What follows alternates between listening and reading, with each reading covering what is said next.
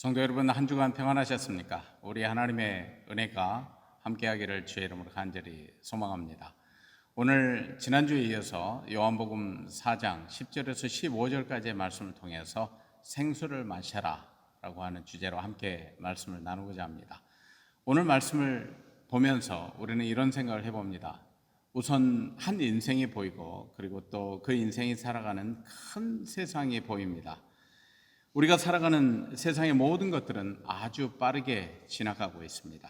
거의 1년 넘게 세상을 장악해왔던 팬데믹 때문에 모든 것들이 멈춰버린 듯 싶었지만, 그런 가운데서도 세상은 많이 달라져 가고 있습니다.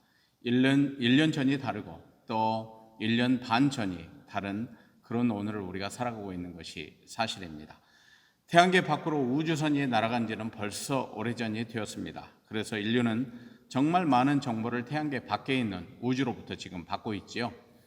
그런데 또 생각해 보면 인공지능이 인간을 이긴 이런 시대가 되었습니다. 벌써 몇 년 전입니다. 전쟁의 무기마다 과학이 적용되어서 싸우는 시대가 되었습니다. 사람이 타지 않아도 무인기가 사람을 공격하는 이러한 시대가 되지 않았습니까? 또 인간이 과학에 의해서 복제되기 직전에 있습니다. 수많은 시도들이 있었고, 또 암암리에는 이미 이루어졌다라고 그렇게 말하는 보도도 있습니다. 이런 세상 가운데서도 인간이 정말 하나님 앞에서 구원 얻는 그러한 존재로 살아가도록 하기 위해서 필요한 것이 무엇일까? 많은 사람들은 거기에 대해서 성경으로부터 답을 찾기도 하고, 또 하나님을 믿지 않는 사람들은 과학으로부터, 정보로부터, 그리고 또 인류의 지혜로부터 그런 해답을 얻으려고 노력하고 있지 않습니까? 그런데 우리는 뭐니 해도 성경으로부터 해답을 얻기를 원합니다. 그렇게 세상이 빠르게 지나가고 있는 이 큰 그림 속에서 오늘 인류는 뭐하고 있는가? 한 사람 한 사람의 인생을 보면 인간은 여전히 나약한 존재입니다. 짧다면 짧고 또 길다면 긴 우리 인생사에서 정말 우리에게 중요한 것이 무엇일까요? 그것은 영원을 안다는 것 아니겠습니까? 그리고 또 영혼을 안다는 것 아니겠습니까? 한 영혼이 영원을 안다고 하는 것처럼 귀한 것이 없을 것입니다. 인생의 순간마다, 그리고 또 각 챕터마다, 순간마다, 장면마다, 사건마다 담겨져 있는 하나님이 심겨 놓으신 그 진리, 그리고 영원한 의미를 깨달아 알 수 있다고 한다면, 그것처럼 인생은 의미 있는 인생이 따로 없을 것입니다. 만약에 그것을 모른다면 우리는 불행한 존재인 것이죠. 타는 목마름을 가지고 지친 인생 속에서 주님을 만난 사람, 그 사람이 바로 오늘 우리가 읽은 본문에 등장하는 여인입니다. 바로 사마리아 수가 동네의 그 여인이었습니다. 그녀는 참으로 많은 상처를 받고 태어났습니다. 아니, 자랐습니다. 그리고 고통 속에서 살았습니다. 지친 인생을 살았을 법한 그런 여자입니다. 오늘 우리가 읽은 본문이 이렇게 시작합니다. 오늘 본문의 10절의 말씀인데요. 예수께서 대답하여 이르시되 내가 만일 하나님의 선물과 또 내게 물 좀 달라 하는 이가 누구인 줄 알았더라면 내가 그에게 구하였을 것이요 그가 생수를 내게 주었으리라. 이 말씀은 예수님 자신이 누구인지를 그 여인이 알았더라면 생수를 요청했을 것이다. 그리고 예수님 자신이 그런 생수, 생명수인 것을 알게 되었을 것이라고 하는 이 말씀 아니겠습니까? 하나님의 진짜 선물은 무엇일까요? 예수님의 이 말씀 속에 깊은 의미, 그리고 또 성경 전체를 보게 되면 하나님의 선물은 예수님 자신이죠. 하나님이 우리에게 주신 최고의 선물, 그것은 하나님의 독생자, 그리고 하나님의 아들이신 예수 그리스도, 바로 주님 자신입니다. 그렇게 이 땅의 메시아로, 그리스도로 이 땅에 빛으로 오셔서 주님의 자신을 나타내셨는데, 바로 주님 자신이 하나님의 선물이고, 그 사마리아의 수가성 우물가에서 물을 달라고 요청했었던 그 목마른 인생을 살아가고 있는 이 사마리아 여인에게 필요한 것도 주님이신 것이죠. 그 유대인이 누구인지를 알았더라고 한다면 그분에게 인생의 생수를 요청하게 되었을 것이다. 이것이 예수님의 말씀입니다. 예수님이 만나주신 그 사마리아의 수가동네 여인은 정말 가란 영혼의 소유자인 것을 우리가 인정할 수밖에 없습니다. 물론 우리는 지금까지 대목 요한복음 그 4장 1절에서 10절까지 말씀을 통해서 보면 우리가 쉽게 알기 어렵습니다. 왜냐하면 그녀의 인생이 어떤 인생이었는지 모르기 때문에 그렇습니다. 단지의 수가라는 동네의 우물가에 물을 기르러 왔었던 여인이다. 그것도 저녁 6시쯤에 많은 사람들이 식사 시간에 나오지 않는 그 시간에 왜 그 여인은 6시쯤 나왔을까? 우리는 그 배경을 모를 수밖에 없습니다. 그런데 이 대화가 끝난 다음 16절부터 보게 되면 예수님께서는 그 여인의 인생에 대해서 직접적으로 질문하시죠. 남편에 대해서 묻고 그리고 그녀의 인생의 이전의 삶의 역사가 어땠는지 예수님은 이미 아시는 자세한 얘기를 그 여인이 해주지도 않았는데 그 여인의 인생에 대해서 말씀하시는 내용이 있습니다. 그것을 통해서 우리는 그렇구나, 이 여인의 인생이 정말 지치고 상한 그러한 인생을 살았겠구나, 우리는 쉽게 추측해 볼 수 있는 것이죠. 그 여인은 그 시대에 성공한 사람도 아닙니다. 유력한 사람도 아니었습니다. 잘난 사람도 아니었습니다. 버림받은 땅 사마리아에서도 정말 유대인들이 쳐다보지도 않는 개돼지 취급하는 그런 사마리아 땅에서도 천한 여인으로 살았던 것이죠. 그런데 그런 여인에게 주님께서는 하나님의 비밀을 가르쳐주고 있는 것입니다. 상대적으로 성공한 인생을 살아가는 사람들도 있을 수도 있습니다. 대부분의 인생은 목마르지 않게 해줄 생수를 쫓아가며 자기 나름대로의 그 생수를 찾으려고 쫓아가고 그리고 그러한 인생을 열심히 살아가죠. 타오르는 목마름으로 갈망하며 자신들만의 행복 그리고 자신의 성공, 자신의 인생의 보람을 찾아서 열심히 인생 트랙을 주력하고 있는 것이 사실입니다. 단거리 주자에게는 달리는 중간에 갈증을 해소해 줄 음료를 마실 필요가 없죠. 마실 시간도 없으니까요. 그런데 인생은 장거리 경주와 같습니다. 그 중거리 장거리 주자는 타오르는 목마름을 해결해 줄 생수를 마시기를 원하죠. 그리고 실제로 경기에서도 중거리 주자나 아니면 단거리 주자는 그렇게 마실 수 있는 시간을 주지 않습니까? 그런데 선수들이 중간에 마실 수 있도록 배치해 놓은 그 음료는 단순한 물입니다. 생수, 우리가 소위 말하는 생수, 그것뿐입니다. 탄산음료가 아니에요. 탄산음료가 제공되는 것은 아니죠. 왜냐하면 목마르면 아이들이 마시기를 원하는 것은 탄산음료인데 그 탄산음료는 마시면 마실수록 목말라지니까요. 인생은 장거리 경주라고 했습니다. 이렇게 탄산음료 같이 잠깐만 우리 목을 축여줄 수 있는 것들에 익숙해져 있는 우리라고 한다면 아마도 이 사마리아 여인처럼 이런 반응을 했을 것입니다. 11절의 말씀을 보면 여자가 이르되 주여 물기를 그릇도 없고 이 우물은 깊은데 어디서 당신이 그 생수를 얻겠사옵나이까? 우리 조상 야곱이 이 우물을 우리에게 주셨고 또 여기서 자기와 자기 아들들과 짐승이 다 마셨는데 당신이 야곱보다 더 크니까? 이렇게 질문합니다. 이 여인의 모습을 보면 부정적입니다. 왜 부정적이었을까요? 우리가 그 이유를 생각을 해보면 한 2가지 정도 나옵니다. 여인의 반응을 통해서 그 반응 속에 이미 들어있는 답인데요. 자신 앞에 서 있는 유대인, 그 유대인은 결코 자신에게 생수를 줄 수 없는 분이라고 생각할 수밖에 없는 이유. 첫째는 두레박을 안 가지고 있다는 것이죠.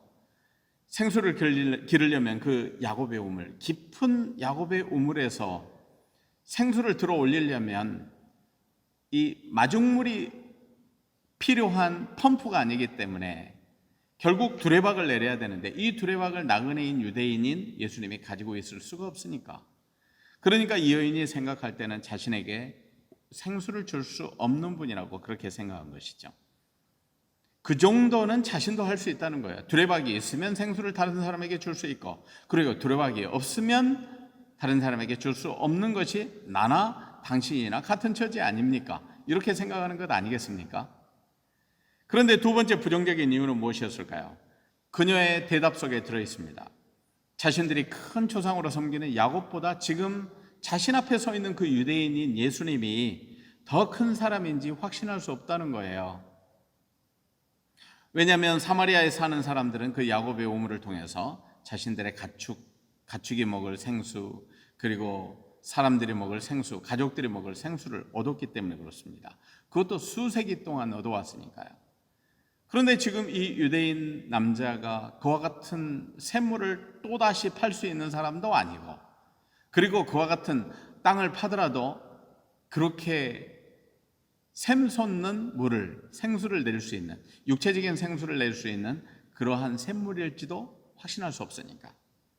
지금 눈앞에 서 있는 유대인인 예수님은 그렇게 작은 두레박도 없어서 생수를 줄 수도 없고, 그리고 사람들에게 제공해 줄 좋은 양질의 생수를 주는 야곱의 우물 같은 우물을 줄 수가 없기 때문에 믿을 수가 없다는 것입니다.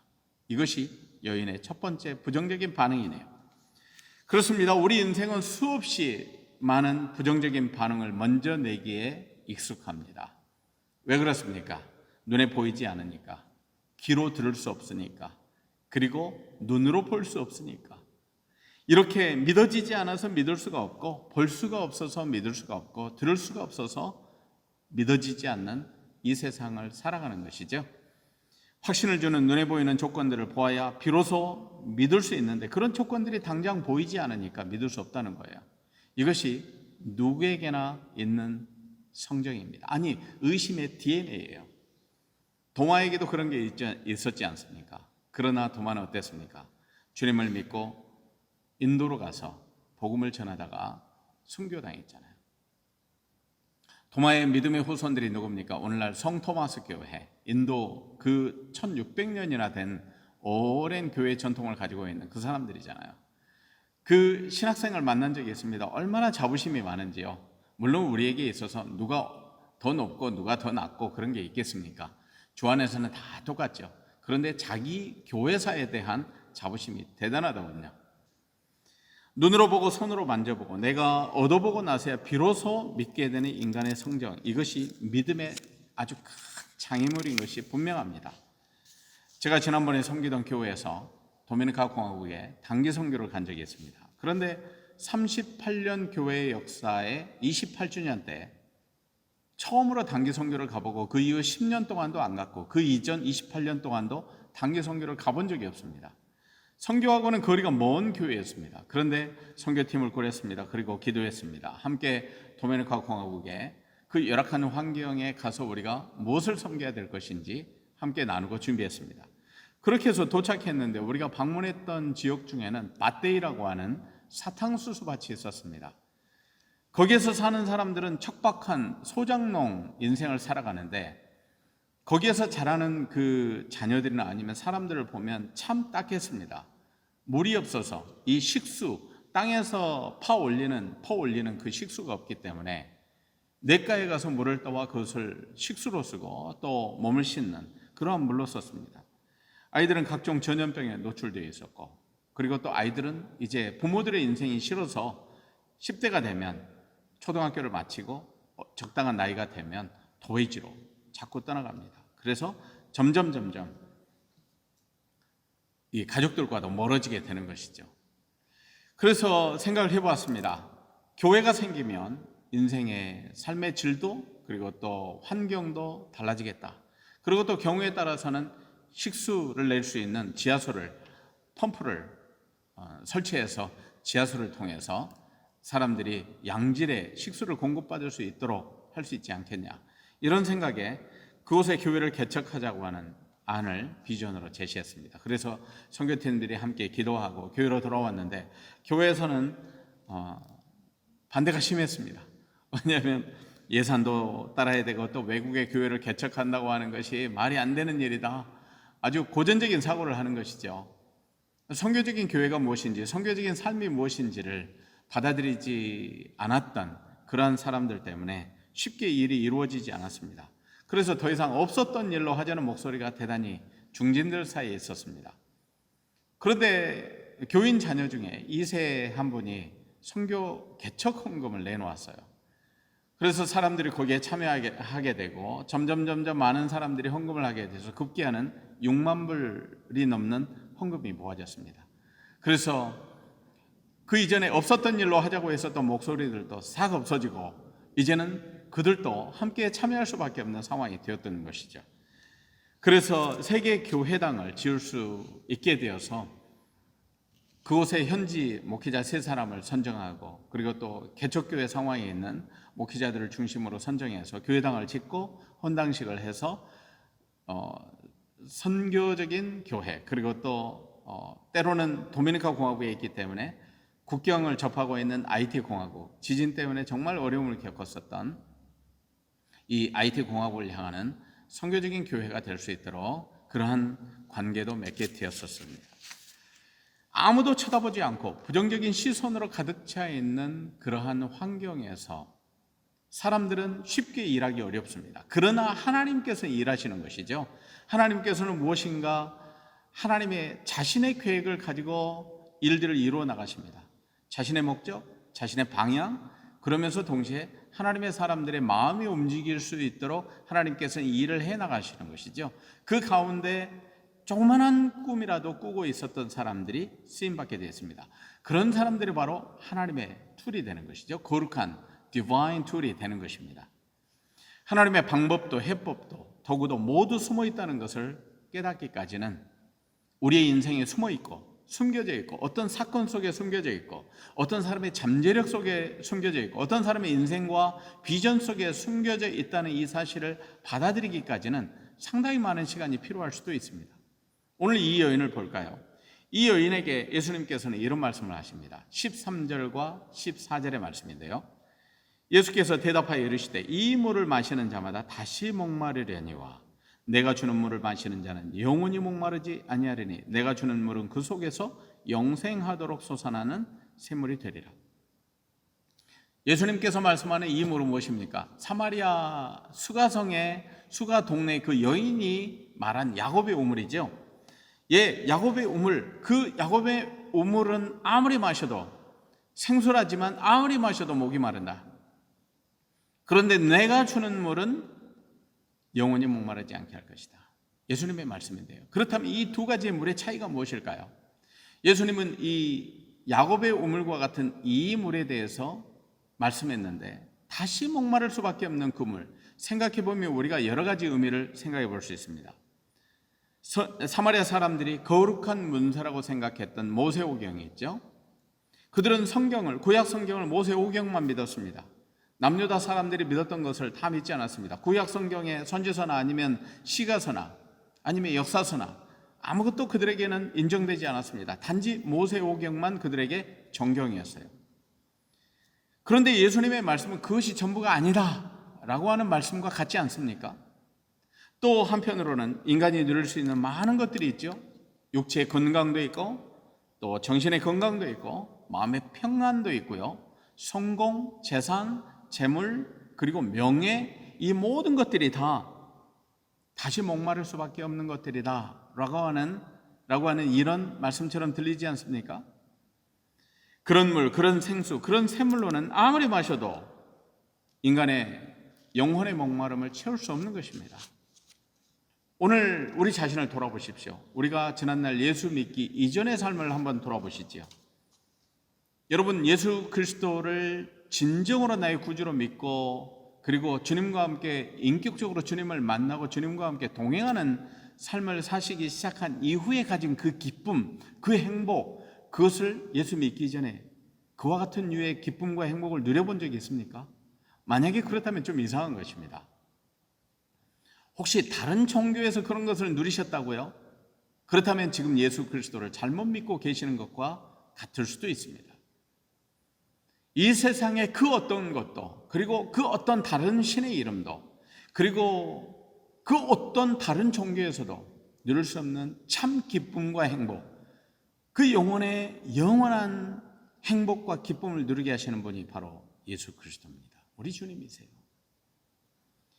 예수님은 오늘 14절의 말씀을 통해서 여인이 말하고 있는 육체의 목마름을 채워주는 그 야곱의 우물물이 핵심 문제가 아니고 인생의 문제는 영혼의 목마름을 채워주는 영원한 생수, 영원한 생명수, 영생하도록 솟아나는 샘물. 그렇습니다. 영생하도록 솟아나는 샘물. 바로 그 물을 마셔야 한다는 말씀을 하시는 것입니다. 그래서 예수님은 이렇게 말씀하시는 것이죠. 내가 주는 물은, 예수님 자신이 주는 물은 그 속에서 영생하도록 솟아나는 샘물이 되리라. 주님께서, 주님 자신이 우리 안에 들어올 때에 주님으로부터 샘솟는 샘물이 터져 나오는 것입니다. 주님이 우리 자신에게, 우리의 심령 속에 들어오실 때에 주님을 통해서 생명수가 터져나오고 그 생명수로 우리의 심령이 상쾌함을 누리는 것입니다. 정말 시원하다. 이 세상의 그 어떤 물로도, 그 어떤 생수로도, 그 어떤 시원한 샘물로도 경험할 수 없는 그러한 시원함을, 영혼의 시원함을 맛본다는 것이죠. 제가 어릴 때 살았던 시골집, 그 시골집의 중심에 향나무 몇 그루가 있는 곳에 늘 사시사철 시원한 물이 솟아나오는 샘물이 있었습니다. 그런데 그 샘물은 정말 마을 사람들에게 없어서는 안 되는 것이었어요. 그런데 어느 날부터인가 그 샘물의 어떤 근원이 잘못되었는지 오염이 되었었습니다. 그래서 사람들이 그 물을 더 이상 먹지 않았습니다. 그러다 보니까 먼 산에서 시원한 물을 모아서 파이프로 연결을 해서 동네 사람들이 물을 마셔야 되는 그러한 시대가 왔었습니다. 여러분, 오늘 우리에게 정말 우리의 심령을 가라지 않게 해주는, 그것도 영원히 가라지 않게 해주는 그러한 참다운 샘물은, 생명수는 무엇인 것입니까? 예수님은 바로, 예수님 자신이 그 물을 줄 수가 있고, 그리고 예수님 자신이 바로 그 생명수요 샘물이라고 말씀하는 것입니다. 우리는 영혼의 갈증에 대해 토로하는 찬양 시들을 시편을 통해서 많이 경험하게 됩니다. 많은 그리스도인들이 애송하는 시편 42편이 그 중에 하나이죠. 하나님이여, 사슴이 시냇물을 찾기에 갈급함같이 내 영혼이 주를 찾기에 갈급하니이다. 내 영혼이 하나님 곧 살아계신 하나님을 갈망하나니 내가 어느 때에 나가서 하나님의 얼굴을 배울까. 이 시편의 제목은 고라 자손의 마스길입니다. 그런데 이 마스길이라고 하는 것은 교훈이라는 말이죠. 그러니까 하나님이 주시는 교훈을 찬양시로 고백한다는 것입니다. 고라 자손들이 바벨론 포로기에 지난날 예루살렘 성전에서 하나님을 예배하던 그 복된 날들을 더 이상 누릴 수가 없어서 하나님 앞에 상한 마음이 되어서 이러한 찬양시를 고백한 것입니다. 그래서 4절을 보면 내가 전에 성의를 지키는 무리와 동행하여 기쁨과 감사의 소리를 내며 그들을 하나님의 집으로 인도하였더니 이제 이 일을 기억하고 내 마음이 상하는도다. 그래서 그들은 고통스러운 자신들의 처지를 생각하면서 이렇게 기도합니다. 5절의 말씀을 보면 내 영혼아, 내가 어찌하여 낙심하며 어찌하여 내 속에서 불안해하는가. 너는 하나님께 소망을 두라. 그가 나타나 도우심으로 말미암아 내가 여전히 찬송하리로다. 내가 고통 가운데서도 하나님을 예배하지 못해도, 포로 가운데 있어도, 성의를 지키지 못해도 내가 하나님을 찬송하며 우리를 도우시는, 나를 도우시는 하나님께 유일한 소망을 두겠습니다. 이와 같은 고백입니다. 참 위대한 고백 아닙니까? 그런데 생각해 보면 고라 자손들이 그렇게 고백했던 것을 생각해 보면, 그렇다면 고라를 한번 생각해 보시죠. 고라는 누굽니까? 이스라엘 백성들이 광야에서 40년 동안 광야 생활을 하던 그때 있었던 일입니다. 모세와 함께 광야를 살아가던 그때 가장 최초의 집단 반란 사건이 바로 이 고라의 반란 사건이었습니다. 고라는 레위지파 사람이었습니다. 그 레위지파의 사람, 그리고 언약궤를 지던 레위지파의 사람인데 모세에게는 사촌간입니다. 그런데 그가 하나님 앞에 반역을 하게 되었습니다. 그리고 모세를 향해서 대항을 합니다. 그때 하나님께서 심판하셨죠. 고라와 그와 함께 추종했었던 많은 사람들 뿐만이 아니라 고라와 추종자들의 가족들, 자녀들까지, 후손들까지 모두 다, 그리고 그들이 거하던 그 장막까지 모두 다 땅이 갈라져 속으로 들어가고 그리고 땅이 다시 닫히게 되었습니다. 아주 엄청난 심판이었죠. 그런데 그때 당시에 살아남았던 고라의 후손들이 있습니다. 그 후손들은 나중에 세월이 흘러서 그 후손들의 후손들이 다윗과 솔로몬 시대에는 예배를 섬기고, 그리고 솔로몬 시대에는 하나님의 성전에서 하나님을 찬양하고 예배하는 사람들이 되었습니다. 바벨론 포로기에는 오늘 우리가 함께 읽었었던, 제가 잠시 말씀을 드렸던 시편 42편과 뿐만이 아닙니다. 49편까지 이 고라 후손들이 고백했었던 찬양시들이 계속 이어집니다. 그들의 찬양시가 얼마나 아름답고 심령이 깊은 찬양이며, 그리고 하나님을 그렇게 아름답게 노래하는지요, 영광스럽게 노래하는지요. 고라의 후손은 바벨론 제국의 위용에도 굴하지 않았습니다. 그들의 엄청난 성공과 그 제국의 권력 앞에서도 굴하지 않았습니다. 그들이 갈망하는 것은 오직 하나님뿐이었습니다. 오늘 우리가 이 고라 자손들에게 배울 것이 많지 않습니까? 오늘 우리의 영혼은 누구를 향합니까? 누구를 갈망합니까? 무엇을 추구합니까? 무엇 때문에 우리가 목마르지 않을 것이라고 확신합니까? 자신들의 영혼의 갈증을 채워주실 수 있는 분, 오직 여호와 하나님밖에 없다고 고백하며 하나님을 구했던 사람들, 그 사람들이 바로 우리 믿음의 조상들입니다. 사마리아 여인은 이제 자신 앞에 있는 분이 상처와 고통으로 목마른 인생을 살아온 자신에게 무엇인가 다른 신령한 것을, 신령한 샘물을 주실 수 있는 그러한 분이라는 사실을 인지하기 시작합니다. 그래서 이 15절에서 이렇게 요청하죠. 주여, 그런 물을 내게 주사 목마르지도 않고 또 여기 물 기르러 오지도 않게 하옵소서. 이 사마리아 여인이 생각했던 그 물은 무엇일까요? 야곱의 우물 말고 또 다른 물. 그래서 자신이 물을 기르러 올 필요가 없는 그 어떤 물을, 가시적인 물, 실제적인 물을 생각했을지 모르겠습니다. 오늘 우리가 함께 나눈 이 사마리아 여인의 예수님과의 대화는 16절에서도 계속 진행이 됩니다. 나중에 함께 나눌 수 있는 기회가 있을 것입니다.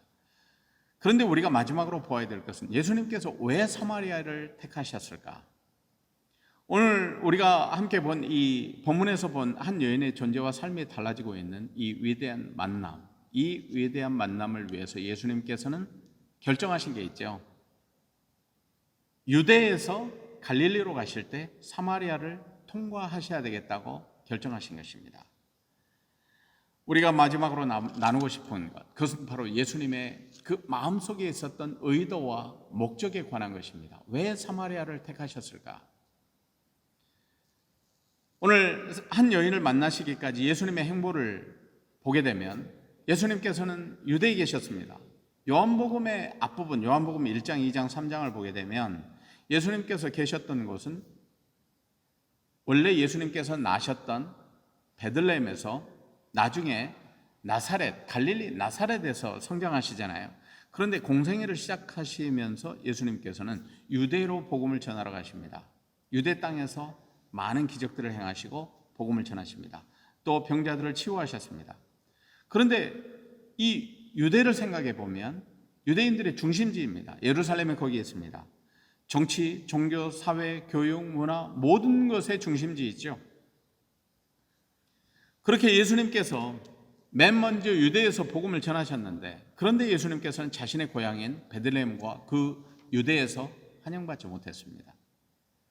그런데도 예수님은 전혀 개의치 않고 유대 지방에서 표적을 행하시고 세례를 베푸시고 그리고 사람들에게 기적을 행하셨습니다. 그리고 하나님의 나라의 복음을 말씀하셨습니다.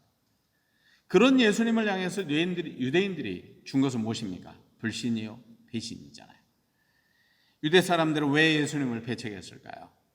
왜 그들은 하나님의 나라의 복음을 외면했을까요? 왜 이 땅에 빛으로 오신 하나님의 아들 그리스도이심을 나타내시는 그 예수님의 표적의 사건들까지도 부정하면서 예수님을 불신했을까요? 그래서 니고데모 같은 사람은 유력한 정치인이지 않습니까? 한 73명 정도의 산헤드린 공회의 의원 중에 한 사람인데, 그 사람이 예수님을 만나기 위해서는 아마도 사람들이 쳐다보지 않는 밤중에 예수님을 만나러 와야 안전하다고 생각했었던 것 같습니다. 유대 사람들은 그렇게 인생이 목마르지도 않고 가라지도 않아서 예수님을 추구하지 않았을 거예요. 자신들이 누리고 있는 인생, 그리고 종교적인 유대감, 지역적으로 정치적으로 누리고 있었던 어떤 그 우월의식과 그리고 많은 누리고 있는 것들에 취해서 영적으로 뭔가를 필요로 하지 않았던 사람들입니다. 하나님의 나라의 복음을 주시는 예수님을 보지 못했습니다. 오늘날도 마찬가지입니다. 오늘 내가 많은 것을 가지고 있다고 넉넉하다고 생각하는 사람들은 주님을 보지 못합니다. 오늘 내가 내 신념대로 살 수 있다고 여기는 사람들도 주님을 보지 못합니다. 그리고 내 인생이 괜찮다고 여기는 사람들도 주님을 보지 못합니다. 아마도 주님께서는 사마리아를 향해서 가시면서 이미 그 여인을 만나는 것을 염두에 두시고 가셨을 것입니다. 왜? 주님은 그리스도시니까요. 모든 것을 아시는 분이시니까요. 그래서 그 여인을 만났을 때 그 여인의 삶에 대해서 이미 아시고 있는 내용을 그 여인이 밝히지 않았는데도 불구하고 말씀하지 않았습니까? 그 사마리아 땅에서, 버림받은 땅에서도 또 버림받았을 만한 여인들 중에서도 더 천하고 낮은, 비천하고 그리고 상처 많고 고통 가운데 있을 만한 그 여인에게 하나님의 나라의 복음을 가르쳐 주신 것입니다. 예수님은 공생의 기간 동안 복음을 전하신 일에 모든 에너지를 쏟으셨어요. 한 사람의 인생에 하나님의 나라의 복음이 들어가서 그 존재가 바뀌기를 원하고 그리고 삶이 달라지기를 원하는 것이 주님의 목적이었습니다. 그래서 버림받은 땅 사마리아에서도 바로 그와 같은 여인 한 사람의 삶이 달라지기를 원하시는 그 마음 때문에, 그 여인을 향하는 하나님의 사랑 때문에 만나주신 것 아니었을까요? 오늘 주님께서는 우리를 만나시기를 원하십니다. 내가 지치고 상한 가운데 있을 때 주님께서는 우리 각자를 만나주시기를 원하세요. 내가 세상으로부터 깨지고 실패했습니까? 주님께서는 이때 만나주기를 원하세요. 아니, 주님께서는 우리의 심령을 녹화하고 있는 것입니다. 우리에게 들어오시겠다고, 우리의 삶으로 들어오시겠다고, 우리 인생의 바운더리 안에 들어오셔서 함께 하겠다고 그렇게 기다리시는 것입니다. 주님께서는 우리를 변함없이 만나기를 원하십니다. 오늘 하나님의 나라의 복음의 샘물이 우리의 심령 속에서 넘쳐 흘러서 우리의 삶이 달라지기를 원하시는 그 주님의 마음을 여러분 지금 들어보시기를 바랍니다. 오늘 주님은 그렇게 상처와 고통 속에서 살아가는 우리들에게 치유와 회복을 주시기를 원하며 우리에게 들어오시기를 원하십니다. 우리를 만나주시기를 원합니다. 또 우리에게 주님께로 나오라고 요청하시는 것입니다. 주님은 하나님의 깊은 뜻을 헤아리지 못하고 방황하는 심령들에게 오늘 자신에게 하나님을 아는 지식, 그리스도를 아는 지식, 성령을 아는 지식으로 하늘의 신비한 것을 아는 그 길이 있음을 우리에게 보여주시고자 자신에게 나오라고 말씀하십니다. 세상의 그 어떤 정보와 지식을 통해서도 영혼의 만족을 얻을 수 없는 이 현대인들에게 주님께서는 여전히 문을 열어놓고 계십니다. 자신에게 나오라고요. 우리에게 영원히 목마르지 않는 생수를 주시는 생수 자체이신 예수 그리스도 주님을 우리가 다시 우리의 심령 속에 모셔서 오늘 우리를 다시 만나주시고 우리에게 큰 삶의 행복과 기쁨을 누리게 하시되 지금 여기에서 잠깐 누리는 것만이 아니라 영원한 주님의 나라에 이를 때까지 우리를 만나주시고 함께 하시며 우리의 영혼의 타오르는 목마름을, 그 갈증을 해소시켜 주시는 예수 그리스도 주님을 다시 만나시는 성도 여러분 되시기를 예수 그리스도의 이름으로 축복하고 축원합니다. 아멘.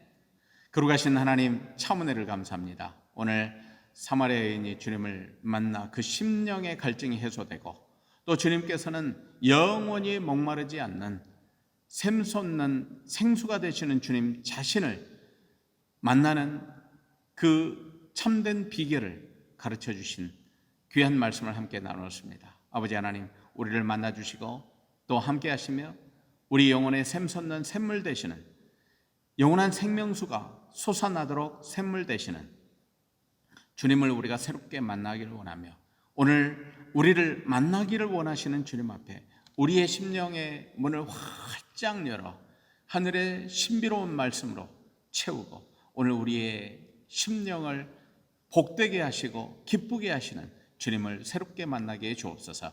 예수 그리스도의 이름으로 기도합니다. 아멘.